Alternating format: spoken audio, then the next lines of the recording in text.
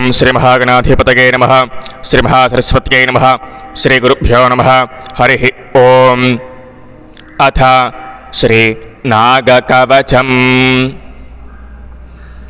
ओम नागराजस्य देवस्य कवचं सर्वकामदम् ऋषिरस्य महादेवो गायत्री छन्द ईरितः ताराबीजं शिवशक्तिः क्रोधबीजस्तु कीलकः देवता नागराजस्तु फनामनिविराजितः सर्वकामार्थसिद्ध्यर्थे विनियोगः प्रकीर्तितः अनन्तो मे शिरः पातु कंठं संकर्षणस्तथा कर्कोटको नेत्रयुग्मं कपिलः कर्णयुग्मकं वक्षस्थलं नागयक्षः बाहू कालभुजङ्गमः उदरं धृतराष्ट्रश्च वज्रनागस्तु पृष्ठकं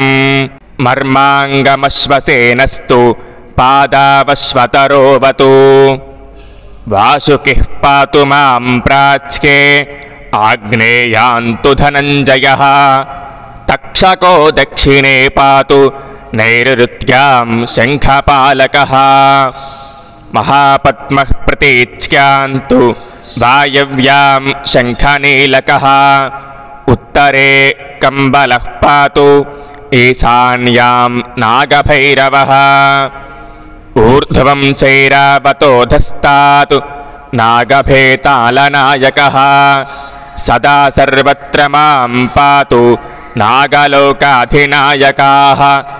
इति श्री नागकवचं सम्पूर्णं। सर्वे जनाः सुखिनो भवन्तु, लोकाः समस्ताः सुखिनो भवन्तु। ओम नमः शिवाय।